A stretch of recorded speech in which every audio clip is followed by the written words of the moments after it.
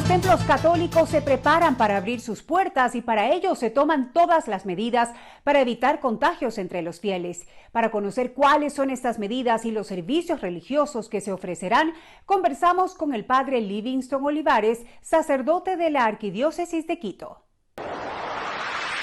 Nos encontramos ya vía Skype con el padre Livingston Olivares, sacerdote de la Arquidiócesis de Quito, a quien le damos la más cordial bienvenida. Padre Livingston, muchísimas gracias por aceptar este contacto, esta entrevista para nuestros televidentes de Gamavisión. En días anteriores, la Arquidiócesis, la Conferencia Episcopal Ecuatoriana, ha presentado ante el COE un protocolo de bioseguridad que estarían pues poniendo en práctica los templos del país para poder reabrir sus puertas. Bienvenido, por favor. Buenos días, querida Valeria.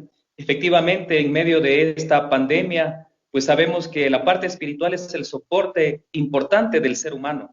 Sabemos la crisis en todo aspecto que estamos viviendo, pero sin embargo nos fortalecemos en la fe. Y es esto mismo lo que ha llevado a la Conferencia Episcopal, a la Arquidiócesis de Quito, especialmente a presentar esta necesidad de ya la reapertura de los templos bajo un cierto protocolo.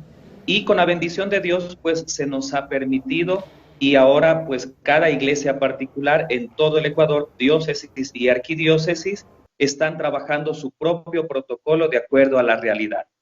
¿Cuáles son esas medidas de bioseguridad que se aplicarían a partir de que cambiemos ya de semáforo y puedan reabrir sus puertas? Sí, estamos ahora trabajando de acuerdo a la realidad parroquial. Es decir, mi parroquia, que la conocen, está aquí al norte y depende del número de contagios. Sabemos que civilmente hay ciertos sectores que tienen bastante nivel de contagio. Entonces entiendo que la Arquidiócesis de Quito también se pronunciará y a lo mejor dirá a estas parroquias todavía no se puede abrir los templos. Lo que se está sugiriendo a través de este protocolo es tener lo que nos dice el COE nacional, acatar las disposiciones una vez que se abran los templos, como el uso de las mascarillas, el gel antiséptico y bueno, pues todas las otras medidas como el distanciamiento de 2 metros que está permitido. En el caso de su parroquia, padre, para poner un ejemplo a las personas que nos están viendo en estos momentos, la capacidad permitida, ¿cuál era? Y ahora, después de todos los protocolos de seguridad sanitaria a seguir, ¿con cuántas quedaría? Bueno, en Santa Cruz de la Esperanza, aquí en Ponciano Bajo, el aforo antes era de 360 personas más o menos, y ahora el COE nacional nos está dando la disposición del 30%. Hemos tenido que retirar bancas. Estamos ahora en el movimiento con los voluntarios y más o menos tenemos la capacidad para unas 55, 60 personas de lo que antes el templo estaba lleno. Impresionante, padre. Sin embargo, son medidas que hay que acatar por la seguridad de todos. ¿Cuándo sería la fecha tentativa en que podrían reabrir los templos? Bueno, como manifestaba, acatando a las disposiciones del COE nacional y en conjunto con la Iglesia Arquidiocesana, se está trabajando en 3 fases. Esto depende de la semaforización de cada ciudad, de cada cantón. Entiendo que para nosotros nos han dado esta luz verde posiblemente desde el 26 de mayo, siempre y cuando cumplamos con el protocolo. Pero hay que tener en cuenta algo, que empezamos nosotros con la fase 1, es decir, tenemos 3 fases, fase 1, fase 2 y fase 3. La fase 1, que posiblemente empecemos el 26 de mayo, será únicamente para oración y confesión. ¿No habrá celebración de misa entonces? No, todavía no. Eso lo dejamos para la fase 3. La fase 1 consiste entonces en oración y confesión, es decir, los feligreses pueden ingresar al templo parroquial y permanecer únicamente 15 minutos. Si lo desea, puede solicitar la confesión. Nosotros, los sacerdotes, estamos atendiendo de acuerdo al horario específico, también de acuerdo al toque de queda, y esta será la fase 1. La fase 2, de acuerdo a la semaforización, que entiendo que será a mediados de junio posiblemente, consistirá en la oración y en la distribución de la comunión fuera de misa. ¿Qué significa esto?